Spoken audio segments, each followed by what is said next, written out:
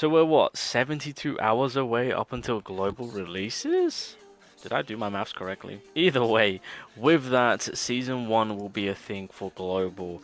Keep in mind with Season 1 and with seasonal characters in general with Black Clover Mobile, one of the seasonal characters will be given to you for free.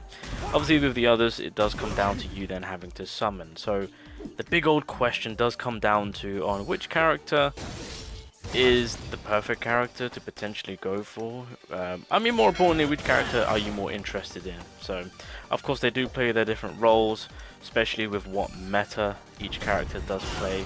So we're going to go through it all. I mean, right now I'm just kind of using them just to get on with a few of my patrol stages right here, get it out of the way, so we'll smash that.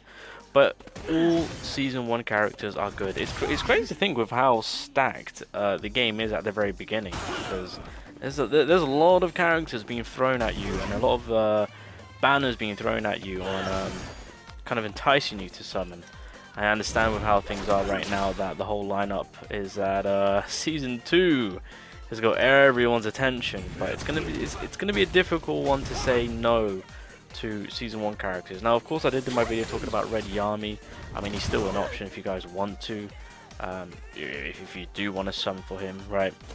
However, seasonal characters typically with those banners are kind of like the better banners to go for, just because you're kind of getting more for your premium currency, as you could say, right?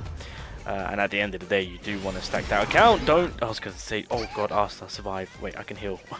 I forgot I've got Mimosa. Ooh, thank god. Thank god for Mimosa. Gonna get the extra additional hit. That's unfortunate. Go on, Yami.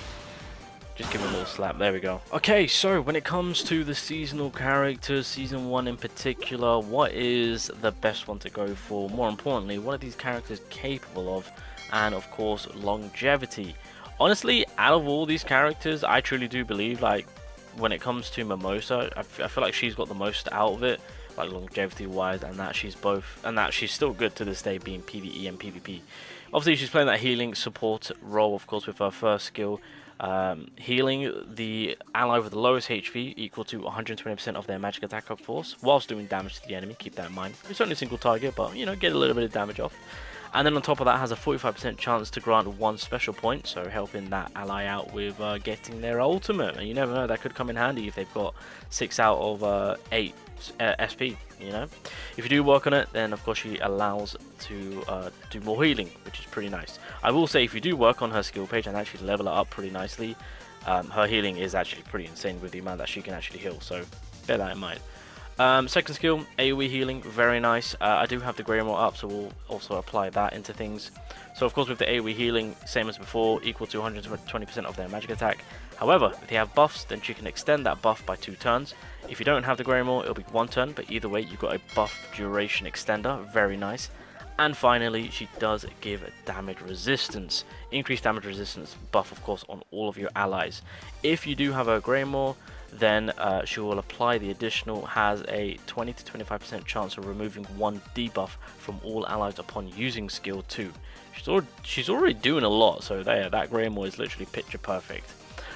Again, if you level it up, more healing being applied, and I believe with the second skill you can get like 30-40k healing from her. It's pretty insane. And then the ultimate, once again, you've got the AoE healing going on. Of course, it's the ultimate, so it will apply that little bit more healing for your whole squad. But on top of that, you're also giving them their defense increase level 2, which is very nice. But more importantly, on why this Mimosa is kind of like the top healer in the game, is that she is the only one that can resurrect a fallen ally. With that ally being restored, they will come back with 30% of their HP. If you get her to LR, then the restoration on the HP when being revived will then go to 50%. That is why the Mimosa is the best healer, if you want to say, for Black Clover Mobile. Again, if you get dupes on her, then she then gets damage reduction, which is again pretty nice, because essentially she's a healer. She's there to tank, absorb damage, and pretty much just be a nuisance to the enemy as she is healing your squad. Don't really care about the combination skill. You're not really going to be using it. You're going to be saving it for the resurrection. So yeah, there's that.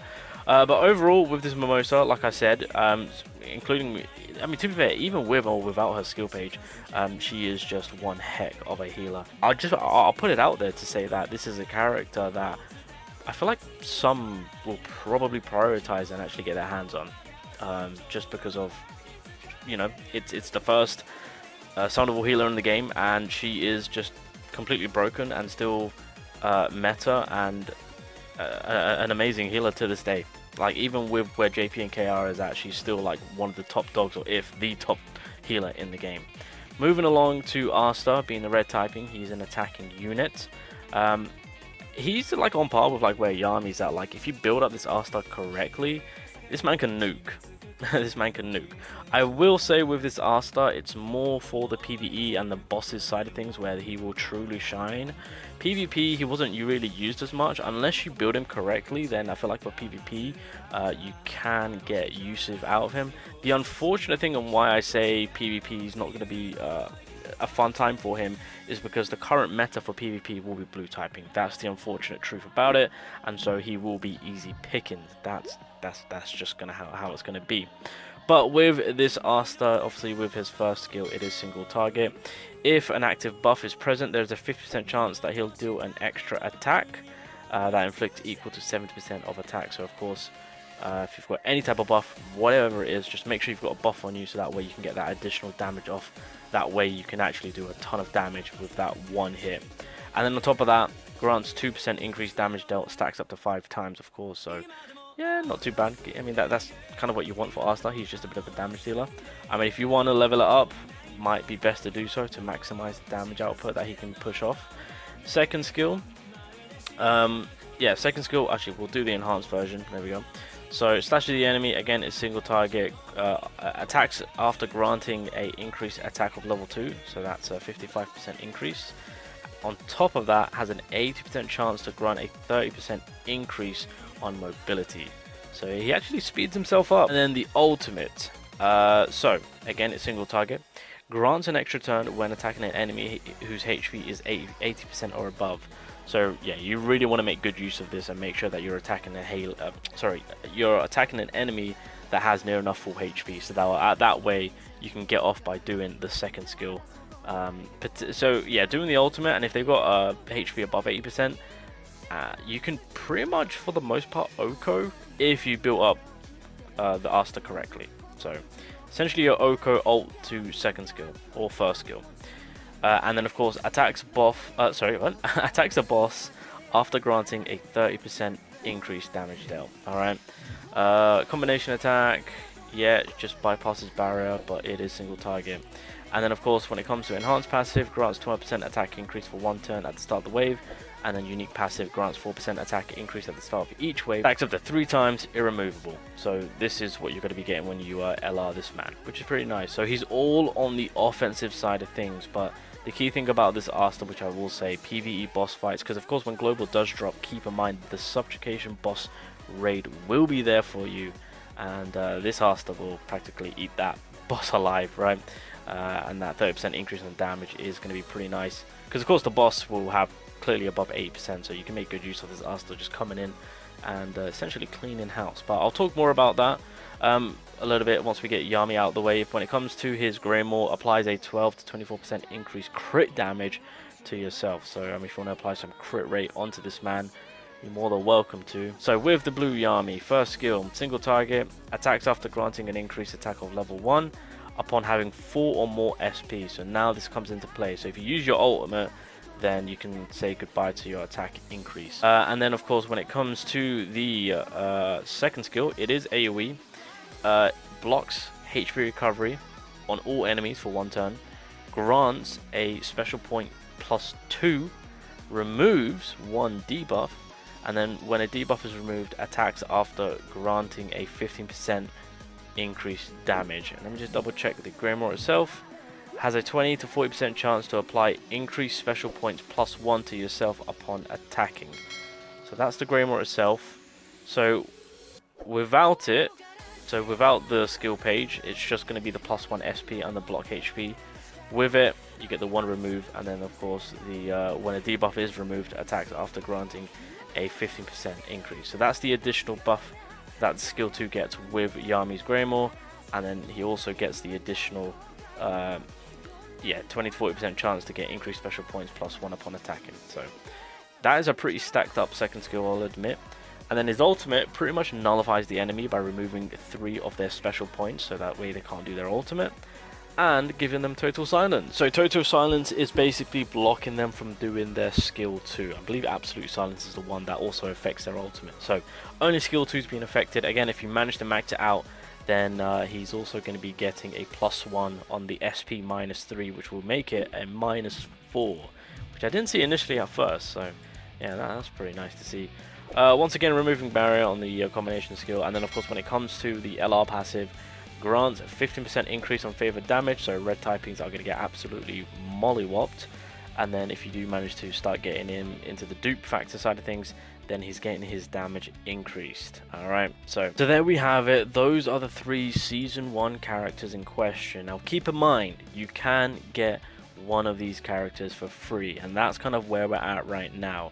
Now you can go about playing it safe, because I mean at the end of the day the seasonal banner is going to be there, and I'm sure people are going to be summoning and re-rolling and whatnot. And again, the smartest way you can go about doing it is summoning first, seeing who you pull, and then go about getting that free character. I think Mimosa is going to be the most safest option, purely because she's still, I think she's still like the best healer in the game.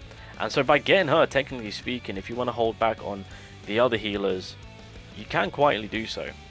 Because of course, keep in mind, she can resurrect, and you know she's providing a ton of healing, and more importantly, obviously the SP is also being applied towards your ally. So overall, she's just one of those safest bets. So realistically, if you're debating on who to actually prioritize throughout the Season 1 characters, Mimosa is basically the safest bet. Then of course, when it comes to the boys themselves, we go over to Asta. Of course, he is a beautiful damage dealer.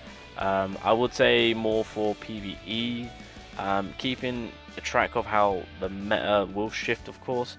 The unfortunate thing is with Season 1 and with where Global is going to be at, blue typing is going to be taking the reign. I'm just going to get that out there right now. Blue units are going to be taking the forefront for PvP. Obviously, when Lich and Raya release, not sure when they're going to release, then of course they are going to kind of counteract the blue meta, which is going to be nice to see, right? That will then lead in for red units to slowly make their way in, of course. And again, that's more on the PvP side of things, but I will say this red Asta is a boss killing slayer. Such a great character to have around for the PvE side. Lastly, we got my boy Blue Yami. Now, Blue Yami, he is going to be meta. You know, when it comes to the PvP side of things, blue typings are going to be taking the forefront of Global. That's just how it's going to be. Up until the green units make their way in, and then unfortunately, this Yami will slowly fall off from the PvP side of things. PvE side of things, he's an amazing farmer, right? With the AoEness that he's got, damage output that he also applies. It's also pretty hefty, a hefty amount. Of course, being able to nullify the enemy from them doing the big attacks and all that good stuff, and of course their second skill. So overall, I will say that it's going to be a tough call, because of course PvE wise, boss sides I'll give it to Asta, but like in general I might give it to Yami at that point. So PvE wise, these boys are holding it down. I will say that Yami does fall off more over the others. Give it time. It's unfortunate, but that's just the case and how it is. And so with taking everything into consideration and knowing where the meta is going to be at the very beginning to how things go in the long run, Noelle is going to be the safest bet. Noelle 100% is going to be the safest bet to choose if you want to get for free. And then of course, when it comes to the boys themselves, if you're interested on just farming up PvP and I guess farming PvE side of things, then I think Yami will be a nice touch. But with Asta, I will say he's more of a bit of a demon. Again, if you build him up correctly in the same way as I explained with like the red Yami side of things, this red Asta can of course damage wise do more than the blue Yami. Anyway, I really just wanted to talk about that, give my 2 cents on the Season 1 character, on who you should get for free. Go about summoning, see who you pull, and then yeah, just kind of take it away from there. But yeah, let me know your thoughts down below. When it comes to Global, who are you re-rolling for?